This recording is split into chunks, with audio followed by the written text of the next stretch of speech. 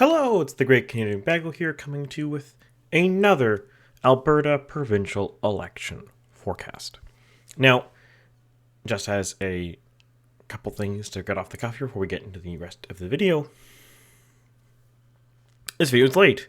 I made a post on YouTube, community tab, yesterday, and I have made a post on Twitter. Follow me on Twitter at Bagel Polling if you want to be keep up to date better, because I can't make community posts on my phone. YouTube, you should fix that. I can tweet on my phone though. But needless to say, if you have not seen this post, I have become engaged with my now fiance. So everything last week was a mess. I couldn't get any of the videos done. But I'm not expecting or hoping that this will ever happen again. Now, when we get married, officially, that's going to probably throw up the video schedule, but that's future problems. In the meantime, we have an Alberta election. So last week, and really the week before, we had what was kind of like a bated breath. It looked like maybe week one of the election, the UCP might have been gaining some ground with the Calgary Arena deal. Smith and the team might have gotten their act together. The NDP were kind of flailing around, looking for things to hit. Wasn't really doing much. Week two came around. The UCP wasn't really doing anything interesting. The NDP were still kind of flailing around, trying to land a blow. Nothing really happened. Then this week happened.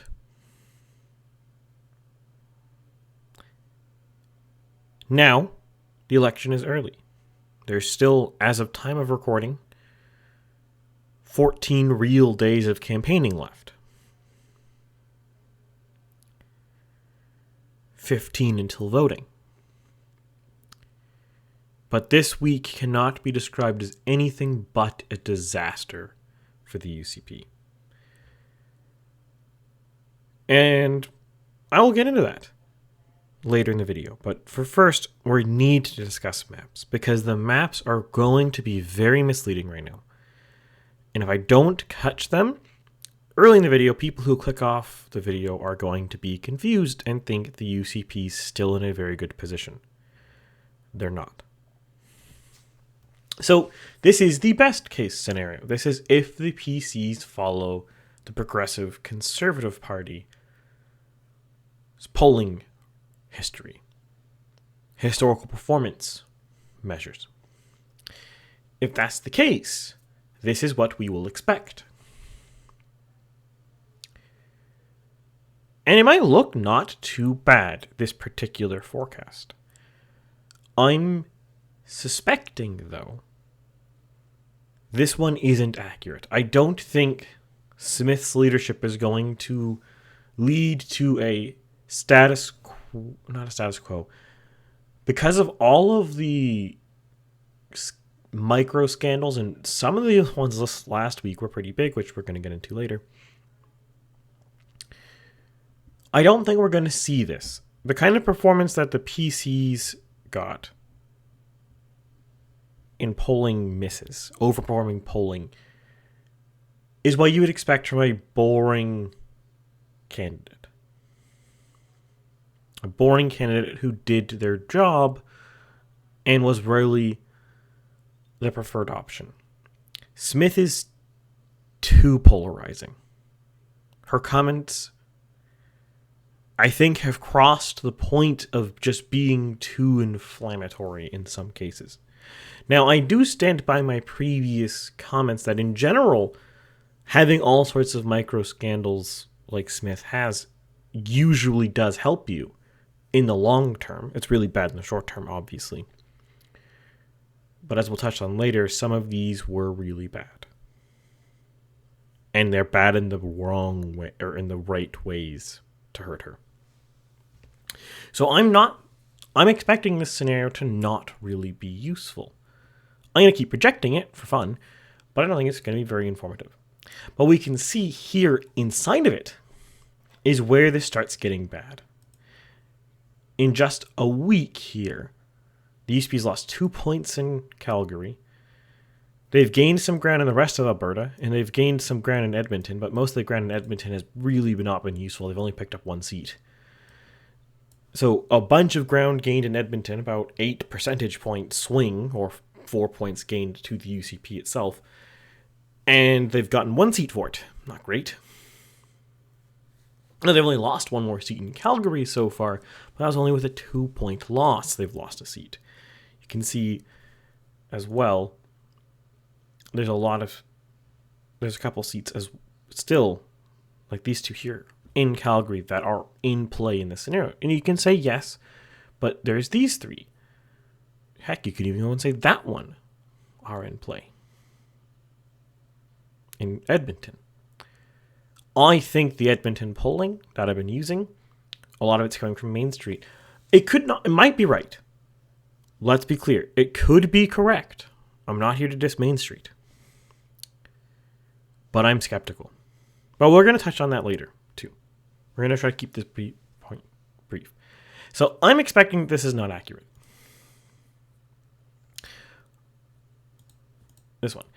This one, I think, is going to be the more accurate forecast here. This is if it's tracking the Wild Rose Party. And one of the reasons why I'm thinking that this is going to be more accurate is if we go flash back to 2012 when Smith was the leader of the Wild Rose Party performed with the assumptions that I have here. And this scenario, while not terrible, is bad. So let's pop back over to overall headlines before we really touch into it more. So here, in just 1 week, we're again down 2 points from Calgary, up 2 points for the NDP in Calgary, up about 4 points in Edmonton for the UCP, down about 3 and a bit for the NDP, or let's say about 4. And they're up about 2 points in the rolls. NDP down about 2. So similar trend in both scenarios. That makes sense. They're using the same data. But whereas in this scenario, it might actually be kind of an optimistic setup. In this one, it's really bad. And this is the one I really am expecting to be more accurate right now. Why is this bad? Well, notice there's only 3 NDP seats that are marginal, and there's 2 that are semi-marginal. Or we could say very marginal and marginal. We're going to use that terminology. Sorry, there's 3 marginal and there's 3 very marginal. That's what it is, sorry. So the Conservatives could get 56 and the NDP could get 31. That is possible. But unlike previous weeks, like we can see on this map, if we look at this map and we look at the UCP's weaknesses, they only have 2 marginal and 2 very marginal seats. So the NDP could only hit 40. In the best case scenario, based on this forecast. And to be clear, this color band and this color band are usually within margin of error. So in other words, Fort Saskatchewan here is within margin of error. It's near the edge of it, but it's within margin of error. These lighter ones that are within 2 points, are easily, clearly, solidly within margin of error. So this was last week. Now let's look at this week, and this is why this is really bad. There's 3 very marginal, and 3 marginal. But right here, Sherwood Park? Strathcona Sherwood Park. It's in the slightly darker color. But this is where I can tell you with my under the hood data that this is actually like plus UCP plus like 5.5 or something like that. It's in this color band. It is colored correctly. It's still close enough because of the error bands in Edmonton right now, because I'm really uncertain about the accuracy of the Edmonton polls. Again, I'm not dissing Main Street, but those are very ambitious polls in Edmonton. Again, we're going to touch on that later. That means if the NDP wins all 7 competitive seats right now that the UCP currently is winning, they get 44 to 43. That is an NDP win. This is the first projection my model has put out where there is a clear NDP path to victory on the table that you can see right now in ridings that are competitive right now. This is really bad for the UCP. There's no reason, there's no way you can spin this. I might have, in some regards, a reputation of being able to spin bad polls for right-wing parties on Twitter. Maybe even on YouTube. I don't know. You can comment below if I have that reputation. You can't spin this. This is really bad. And my model is very sticky, and it has a bunch of assumptions, which I stand by, or else I would have changed them, that benefit the UCP and penalize the NDP. If we see another week of polls like the ones we're currently seeing, the ones we're seeing in Calgary, then we'll be in a situation where we'll be probably easily 40 to 47 within 1 week. Within 2 weeks, it could be handily 42 to 45. If nothing else changes, if there's no more movement, and the election is stagnant for the rest of the election, the debate doesn't matter, no more policies matter, there's no more scandals, and the trend is flat, you would expect, with my model and how it works, the NDP will finish probably around 40, 42 seats. Right now, they're at 37 because my model is sticky. It's slow. It doesn't evolve quickly. But if you keep seeing the same thing over and over and over again in the polls, it converges to that. That's how the model works. And if the NDP can get to 42 seats happily and easily with nothing occurring, nothing new happening, that's really bad for the UCP. That means they only need to move 2 seats. Or, more likely, my model is just wrong in 2 seats. Maybe, I can't think of the name of the riding off the top of my head. Let's see.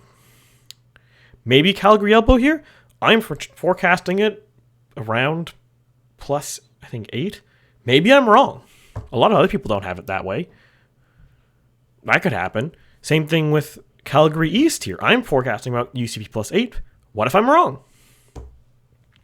If those two are wrong in Calgary, and you look at just those 2 and these 5, that's an NDP win if nothing else changes. And that's very possible if nothing changes in the polling. If the polls continue as is, the NDP are walking towards a victory. Now, there's 2 weeks of campaigning left, so I don't think it's a reasonable assumption that that will happen. At least not to be taken for granted. But that is the trajectory we're going. It would be a disservice to my viewer here to say it otherwise. The UCP are currently walking to defeat. And why is that? What has happened this week that has so thoroughly and so utterly devastated their campaign, going from this position where the NDP really only had about 4 seats they could possibly gain, to this position where they could quite reasonably and quite easily gain 8. If I'm slightly wrong, what's the difference? What has happened? It's been a week. Well, there's been a couple of big NDP comment drops from Smith. Now, there's 2 categories of them. We're going to cover them in honestly pretty close to chronological order of when they were dropped, but also in the order where they actually mattered, I think. So the first one I might be slightly out of order here, but it's close enough. The first big comment that was revealed is that Smith is on video having said in 2021 that she did not wear a poppy that year because she was so disgusted by vaccine mandates. She couldn't bring herself to do it. Now, there's a bit more context to that. And I think it is a uncharitable clip in the way it is phrased here, in the way it's been hit by the media, but that doesn't matter. It doesn't really matter what she actually said. What matters is how it's being perceived. And how it's being perceived is that she didn't wear the poppy because she was upset about COVID rules. And that's not good for her. Now, it's only the second worst comment of the three big ones that have come out this week. One of them actually isn't really that big a deal, but this one is bad. And why is this bad? It's not bad because it actually helps the NDP. I don't think there is a single voter in Alberta who is going to be like, I'm going to vote NDP because Smith said she didn't wear a poppy because she was mad. I don't think there's anyone. Maybe there's a few, but we're really splitting hairs here. But where that matters is right-wing voters almost overwhelmingly support veterans, support the military, support traditions like wearing the poppy. Not signaling openly that you broke it. You've politicized, at least in your mind, a tradition that has nothing to do with COVID. Will alienate and anger voters, specifically and notably and importantly, older voters. Older voters are generally the most likely to vote Conservative and are also generally the most likely to wear a poppy, support the poppy, and support the idea of the poppy. And also usually are the most angered by politicization of things. Younger voters are the least angry about that. This hurts her because this is a voter bloc that I don't think is going to swing NDP, but they could just stay home. And they think, to be really unnecessarily flamboyant or bombastic here, let's say they think Notley's a communist, but that they think Smith hates veterans and hates the poppy and hates our culture. They just stay home. Maybe they vote Alberta Party or they vote Liberal or some other irrelevant third party. Doesn't matter. They could do that. And losing those voters is bad for the UCP.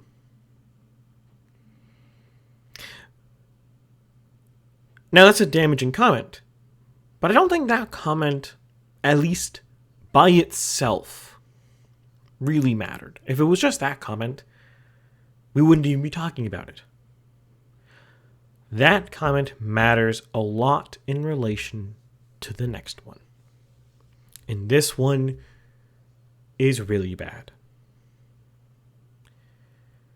for Smith. I believe this was 2021 again. Maybe it's 2020. No, maybe it's 2022. I don't know. It's one of the last 3 years. I don't remember the exact date the comment happened. Again, video recording that some Smith said somewhere. And the NDP have found it, and they've published it. And Smith compared the people who supported vaccine mandates to the people who supported Hitler. Now, this is a very inflammatory and very bombastic comment. It's very... what's the best way to phrase this? Like, I can't... I'm losing the word here, but it's a striking comment. Now, you could argue, I think, in good faith and honestly, that she's not entirely wrong. But the thing about this comment is it's fairly uncharitable to say the least, to understate this massively. Calling, as anyone who's seeking in politics, calling voters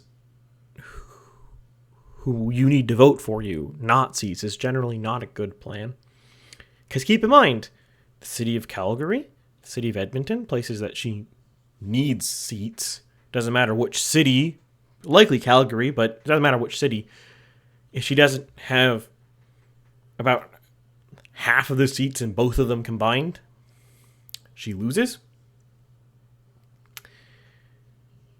75% of the population of both cities supported the vaccine mandates.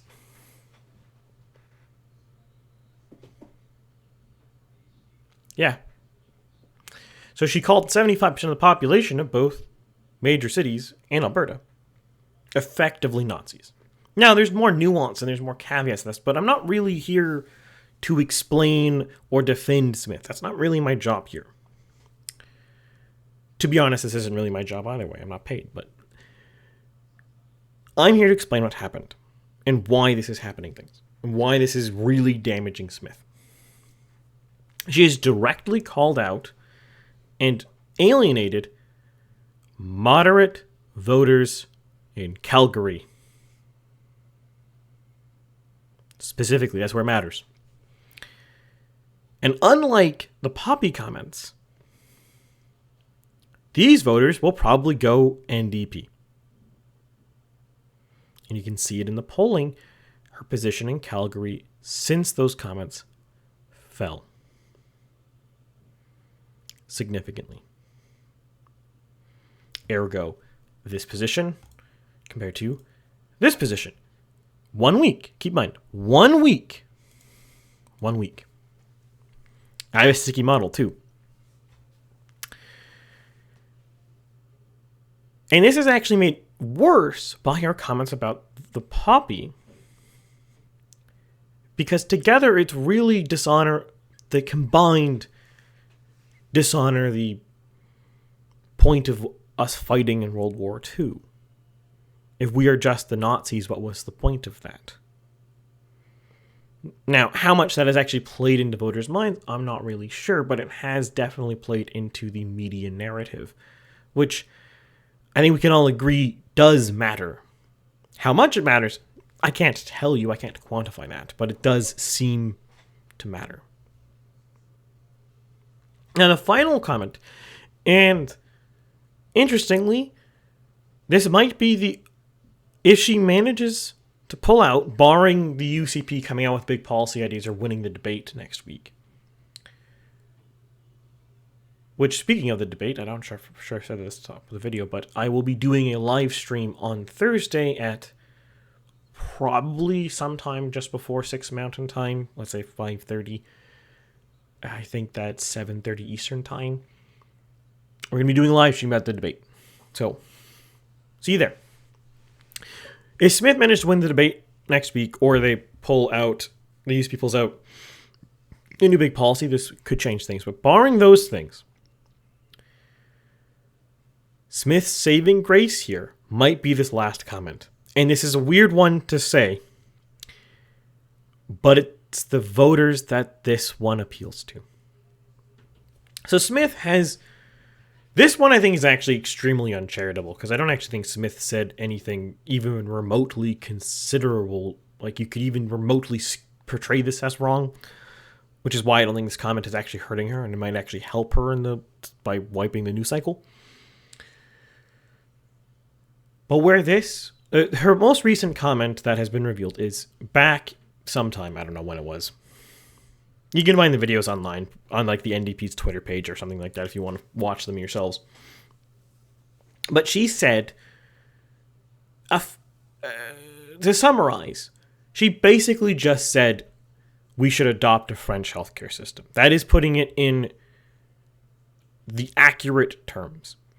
More broadly, what she actually said is that we should have private management firms run the hospitals, because the Alberta healthcare system is bad at this. And if I'm correct, because I don't have the video lined up here, I'm fairly certain she said this before being premier as well, which does matter, though it's not that big of a deal. But the idea that a private management company is going to run the hospital, but every necessary medical service you might need is still paid for by the taxpayer, really isn't anything. It's nothing. That's as much of a nothing as it will ever be. And this is why it might actually help her. Because whereas the vaccine passports and Poppy comments hurt her among her own voters, people who would otherwise be willing to vote Conservatives, most people willing to vote center-right in Canadian politics are not super enthused by our healthcare system. Now, that doesn't mean they want fully privatized healthcare system, but they generally want some kind of reform to it because it doesn't work very well, to be perfectly honest. There's better systems out there in any format we want to look at.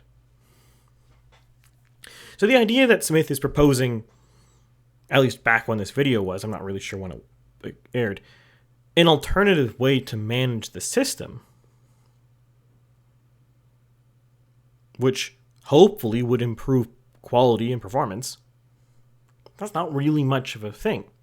Now the NDP are really trying to go ham and push it as she wants to privatize healthcare and stuff like that and charge user fees and stuff like that. And that's not really at all what she said. And maybe the spin in the media cycle portrays it as that, and that could be bad for her. But in the end, even if they do portray it as she wants to privatize healthcare, which would be incorrect, it's not what she said, I don't think it actually really matters. Because again, people who are open to vote right-wing usually either are already want some kind of reform to the healthcare system or are willing to risk it for other reasons. Where this might matter is it might drive out NDP turnout, but not likely. Not this far away from Election Day. And in a possible, it's too early to tell, so maybe this will have this week will have more lasting damage, but in a potential moment of self-defeating momentum, a bunch of NDP campaign supporters stormed in on on Smith's recent press conference on Thursday, disrupted the whole event. She had to be escorted out for safety, briefly, Smith, that is. And they were chanting slogans about how Smith is going to privatize healthcare or some such. That really just makes the NDP as a party look unhinged. What was the point of that? Didn't do anything. It's negative campaign press. So moments like this might have minimized the permanent damage of this week. It's really too early to tell. We'll have a better idea next Sunday, honestly. Though by next Sunday, if the UCP hasn't made a comeback, it might be too late. We will see. Momentum is definitely in the the NDP's column at this point. And I will stress, I think it's very, very possible the NDP will win with a minority of votes. I think right here, it's very, very, very possible we could have like 51% UCP and 47% NDP, and that'd be an NDP win. It'd be kind of dumb, but that's voter efficiency for you. That's what happens when you piss off all the voters in a key city. Or not all the voters, but many voters. Now, let's go to the final thing I want to touch on here. So some of the polling recently, mostly from Main Street, has had Edmonton and Calgary tied. I'm not going to go through the exact numbers because it is paywalled, but Edmonton and Calgary were tied in Main Street's numbers. Now, my model doesn't have them tied because I consider more polls than just Main Street and also historical performances and historical trends. and incumbency and all this other nonsense, demographics, all the joy, many degrees of certainty. Did not mean to analyze that. But what you're seeing here, which I think is very, very interesting, and it could bode interesting. I was about to say well, but I think it's way too early to say boding well on election night. Because right now, the UCP is up 3 points in Edmonton. Now, yes, by the same token, the NDP are up 9 points in Edmonton. So maybe it's not going to matter, because the NDP are just up so much more. But it depends on where the NDP is up and where the UCP is up. Same thing in Calgary. Now, this might come across as cope or hopium, maybe, depending on what you want to call it. But there is a silver lining to these numbers and some of the demographics for the UCP. Not everything is terrible, albeit it's trending terrible. And the Edmonton numbers are why I think not everything is terrible. Though, again, we don't want to overgeneralize. We need more pollsters. We always need more polling data. But when I say this, is these Edmonton numbers really suggest the UCP pivot to a more fiscally moderate position might have worked.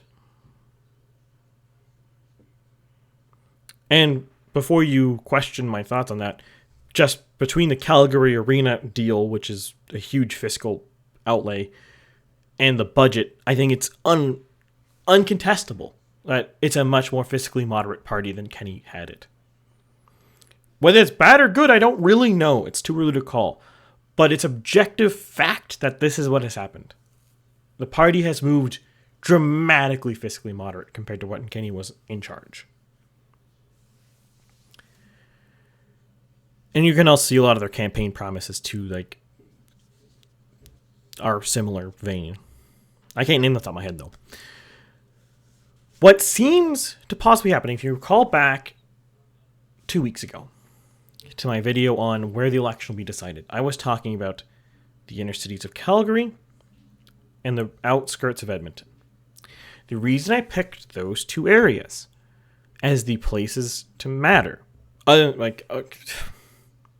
obviously they're the only two places that mattered, but reason I think those are the two are more interesting than everyone else thinks they are is the UCP has explicitly adopted a different strategy. They are targeting quadrant 2 voters very hard. Fiscally liberal, socially conservative voters. Now, this is an assertion on my part. I do not have data backing this up, as I said in the past, but I'll say it again. I think these voters are mostly located around the outskirts of Edmonton and the inner city of Calgary. The reason I say this is city voters, people who live in cities, specifically people who grew up in cities, who are not rich. Non-rich people who grew up in cities are more fiscally liberal across the board, in my experience. I have no data backing this up, but we have lots of anecdotal data backing this up. Where do the most fiscally liberal parties win? Cities. If you talk to people from cities, they are generally more supportive of fiscally liberal things. You look at what a small town spends money on / taxes versus what a big city spends money on and taxes, it's wildly different. Now you can argue that the big city has more things it needs to do, but it also offers more services that a small town just doesn't offer at all. Even attempt to offer.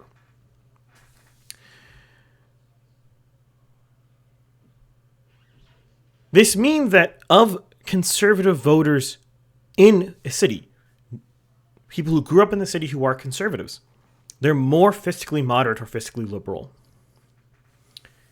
So targeting these voters, you're going to be targeting the denser parts. So the outer core here of Calgary. This is the core. These writings here are the core, and this is the outer core. And the outskirts of Edmonton. That's where you're targeting. And if we actually go to this forecast, we can actually kind of see this working in Edmonton if this is correct. That's the wrong one again. I have too many of these maps.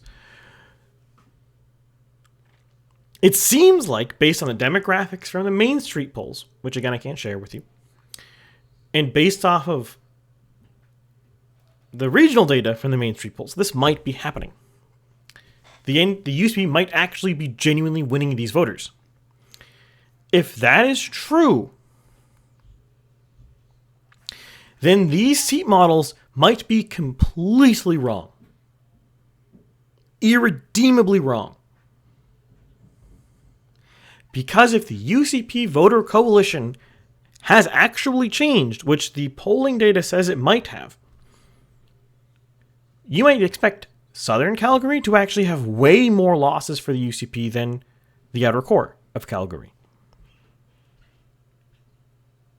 In fact, it could very well be the case that these voters haven't gone NDP, they just are no longer voting. Which I think is very possible. And these ridings in Southern Calgary might have very low turnout.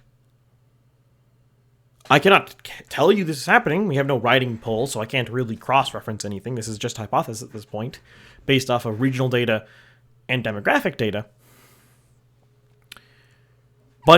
And how the UCP is campaigning. But this seems to be a possibility that is emerging here. And if this actually manifests and we see it on election day, what looks like a terrible position for the UCP might not be that bad. On the flip side, I think this is a very high risk, high reward strategy for the record. This could be a disaster. We could be in a situation where they still lose all of these outer core ridings because it's not enough. They still lose the outer edge outskirts of Edmonton because it's not enough. They can't convert enough voters. But then they lose some of these ridings in Southern Calgary that they have otherwise no right to losing because conservative turnout is so low. Or maybe they mask defect to the Wild Rose Party or one variant of it. Or the Alberta Party or the Liberal Party or some nonsense. That could happen. So we're kind of in a situation that until we get riding polls or a lot more detailed, more highly detailed Calgary/Edmonton polls, this hypothesis is just kind of waving there. I think based off of everything we do have access, it could happen. It could also just be nothing, or it could just not be enough. We could see a situation where just to cherry pick one riding, Calgary, which one is it? Falcon Ridge here. Could be a case, maybe the UCP did better in this riding than 2019. They might have more votes. But if all the third-party voters defected there and turnout exploded and voted NDP, they get to lose while gaining votes in this riding. That is something that is possible. So until we have more riding level polls or we have the election data to look at, I can't really tell you my hypothesis is happening here, but I think there might be something to this. And I think this is why we're seeing Edmonton and Calgary converging in the polling. Will this continue? I don't know.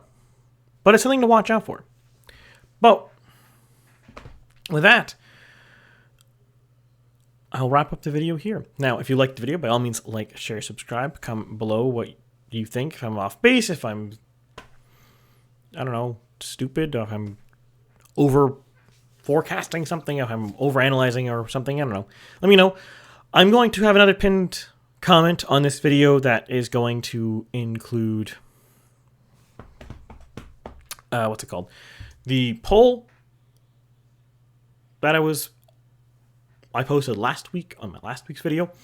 I'm going to be running this poll for a bit longer than I expected. I would welcome you to fill it out if you have time. And if you have any other Canadians that you know who might be interested, give it to them and they could fill it out too. More sample is always better. If you want to post it on other random social media sites, feel free. More samples always better. Well, with that, I bid you adieu, and I will see you Thursday with both a regular video and a live stream. Don't miss it.